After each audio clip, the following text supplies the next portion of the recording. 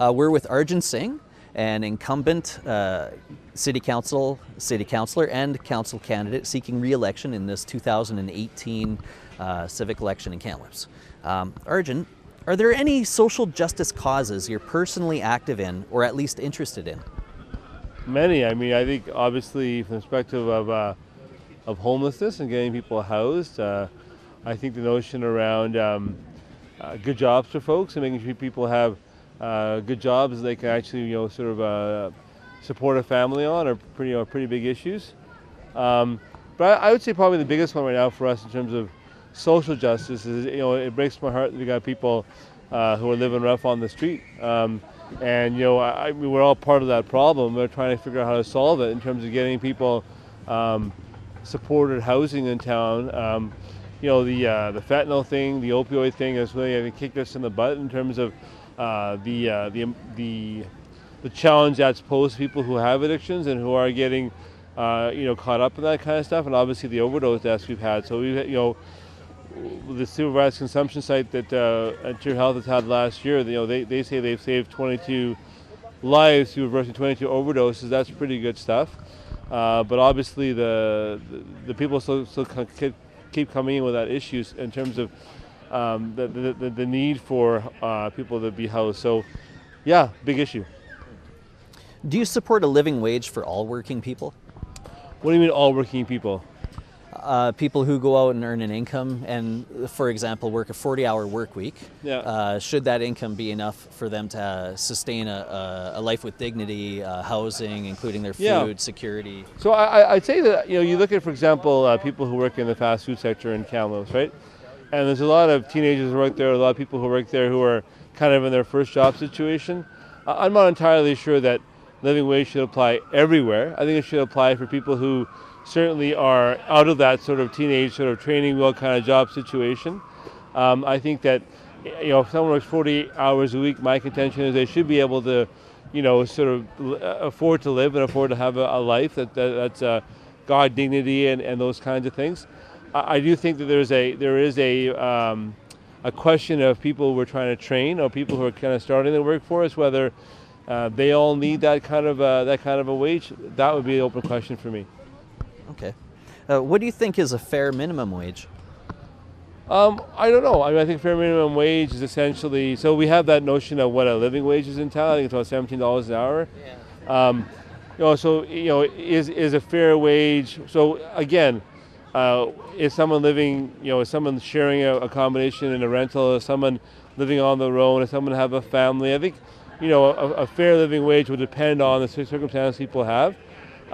We do have things in town that are, I think, filling in some pretty big gaps there. And one thing I would really point to is our community kitchen program that actually allows people who are, have less income to pool their resources and be able to actually live in community to try and make food up for themselves. That's nutritious food. To try and actually share maybe different things like hammers and things like that, and there are basic things you need in a household. So those are ways of actually getting around potentially people having to make that kind of money if they can't do that. But obviously we want people to keep on becoming more and more well off. And part of that is also people's own initiative to try and either find new training in the jobs, and people are, or starting their own businesses, which I think is also a really awesome thing. Those kind of things. So it's not just a question of wage; it's a question of working in community. It's also a question of people's own ability to get themselves trained in initiative. I support very much programs that help people get back into the workforce through training. Those things are really great. Okay. Food banks first appeared in Canada in the early 80s. Toronto. And their usage has only increased since then. Yeah. Why do you think that is? Well, I think that we started to really rely on food banks a lot for people, and maybe people started relying on them in their own lives. I mean, the food bank is often a charity of choice for lots of people in town who can support the food bank. I'll put a plug in now for my late colleague Mark Spina, who was a dynamo in terms of her work in the food bank. Unfortunately, she passed away of cancer, as you know, last year. Mark, when she was eating the food bank, called it a food action center. So the idea was you not only have the opportunity to access food, you have the opportunity to access some clothes to go for job interviews. You have the opportunity to access life skill training. Those things that are very helpful to folks to get on their feet. So I certainly don't want to. I don't want to believe that food banks have to be a constant feature going forward. But that entails us not only giving people food, but also helping them with the supports and the skills to actually get back on their feet and be able to do stuff, right? So I think, the question is how you attack that problem. You attack it by giving people, a set amount of money, and they all have a set amount of money, or do you say we're going to give you skills to get the money yourself? Those are all debates we're going to have, and I'm sure we can have good debates about that, you and me. But I think ultimately the question is, we don't want to have those things, as we don't want to have people homeless forever. We don't want to have a big food bank system forever either. What do you think is council's role when faced with epidemics like the fentanyl crisis or the lack of affordable housing? Well, council, so I have a pretty expansive view of council's role, actually. I think that ultimately, we always are a little skeptical to move into those roles really in a big way, because it's a provincial responsibility, and provincially they tax for that. So their taxation base is a lot bigger to actually be able to handle things like a big housing project or whatever. But I'm starting to become of the view that, obviously, and now we facilitate things, and we do a lot of leadership in that way. But I'm starting to become more of the view that I think we need to look at actually ways of front-ending some support from the city on some of those issues, and working with the province in a more collaborative way. What we don't want is the province to actually say, okay, if you're going to do it, we're not going to do it at all. That would be a disaster, because they have, again, big checkbooks, much more than we do, actually support these things. But we actually end up paying for policing and bylaws at the end of a cycle, and so 30 or 40% of our policing costs in the community are social issues. The wrong resource for that. So if we said, okay, and this is something I'll advocate to council, it's certainly a discussion that's a bit dangerous to walk down, because you want to make sure the province stays in the business and doesn't sort of abandon it. But if we can work with the province and we can say, hey, look, we'll take some of the money we've allocated for policing increase potentially, and we'll put it towards outreach, or put it towards mental health addictions, to sort of supplement the sort of preventative work, especially with youth. Because if we can save a young person from being in that world, it saves a whole bunch of problems all the way down the road. So those things are things that I think we should talk about, but they are very, very challenging things for municipalities to get their head around traditionally. Okay. What would you do specifically on council to help eliminate homelessness? Well, specifically on council, I think we have to talk about what I just talked about in terms of, we're policy people on council. We're not people who are, providing we're not running housing. We're not, picking up needles. We're not, we're not running safe consumption, supervised consumption sites. We're the people who enable the policy framework for most of that to happen in conjunction with other levels of government, right? So specifically speaking, I think we have to have a real conversation on what we have for land. We have to have a real conversation on what we can do in terms of front-loading some of the support services potentially, as I talked about just before. I think we've done a lot of that stuff. I mean, City Council now, the 2 pieces of land that are actually going to be used for modulars or for temporary modulars, that's city land, and we're basically $1 or whatever the thing is, we're giving it off to BC Housing to use that land, right? So we've been very active, and I'm really proud to say that, the last many years, and increasingly last year, we've been really, a very present force in the housing conversation, right? The other thing is that we can't have a negative impact to neighborhoods around social housing, right? So we have to figure out ways of actually making sure there's security that protects folks in and out of the social housing, right? We have to make sure there's needle pickup. So I've been really advocating hard to make sure that we're actually got some security for people in, also people in neighborhoods, and there's a type of security person that would actually be accepted by people on the street and also people in neighborhoods, so that's what we're trying to do. Number 2 is, so discarded needles aren't really the health problem people may think they are, but they are a huge perception problem, and people can get cut, right? And we had a big proliferation of discarded needles because of the supervised consumption sites. So I think we need to actually look at who's going to fund the pickup and the disposal of those things, right? And although we have many more of the containers around town, if people aren't going to put them in, who's going to clean it up, right?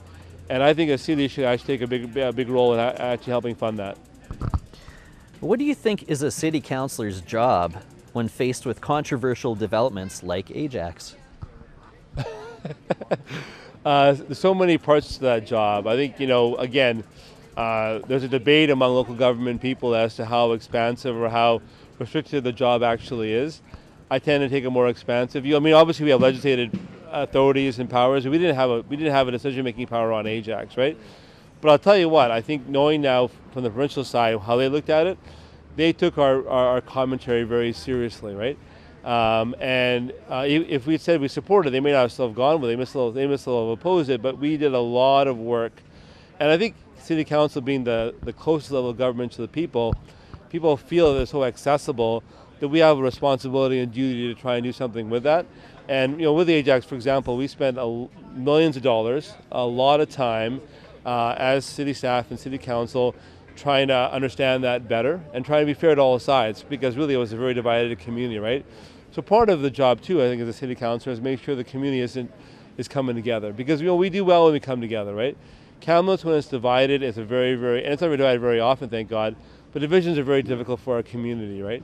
So, I think we have to support economic development in the community that brings the community together. So whether it be the universities, whether it be high tech, whether it be other, like mining supply is huge in town and no one really has any problem with that. So those are all big things we have to look at. But I think that our job is really to try and help the community understand those issues and try and work on behalf of the community on those issues wherever our authority is, but also to keep the community together.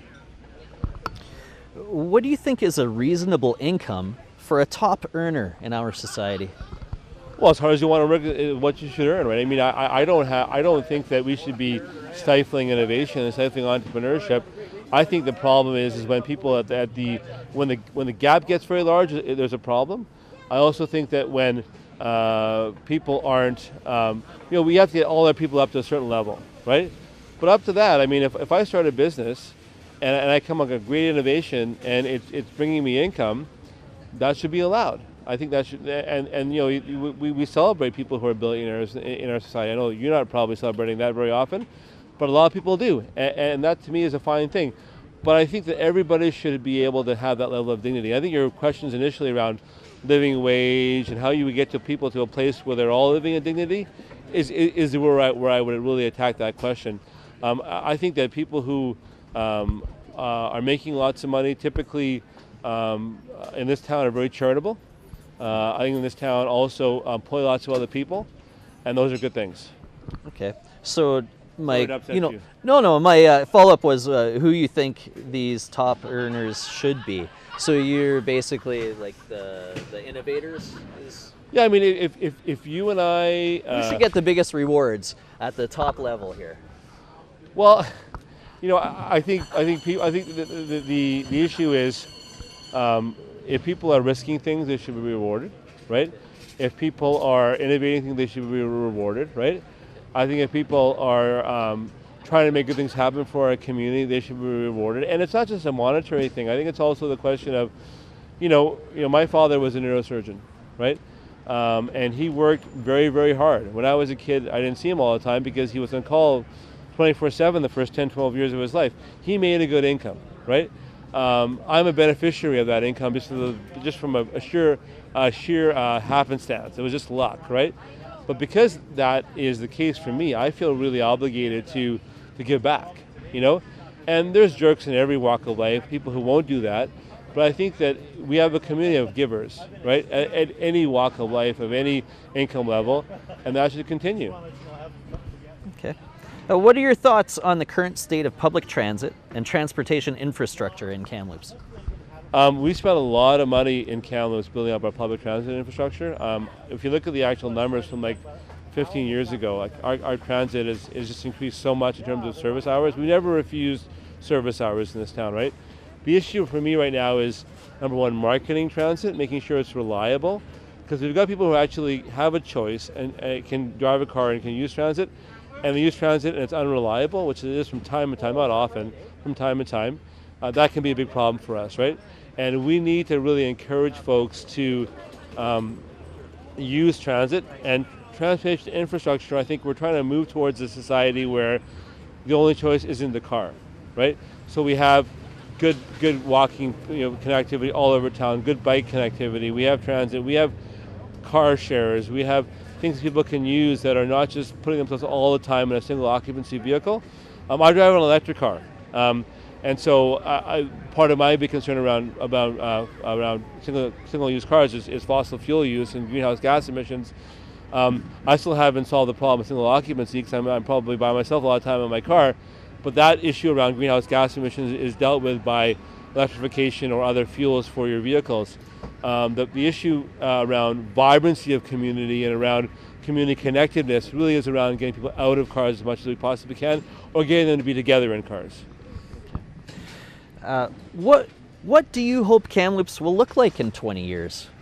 Well, I hope it's just enhancing on what we already have. And we have a town that's really, really community-minded. We have a town that loves its outdoor recreation.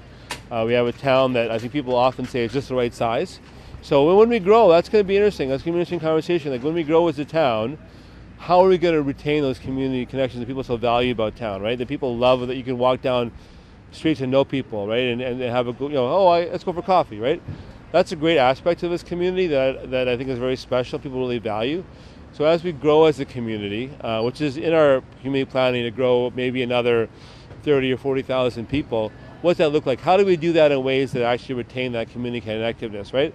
I see a community that is house all the homeless people. I see a community that's carbon neutral, 100% renewable energy.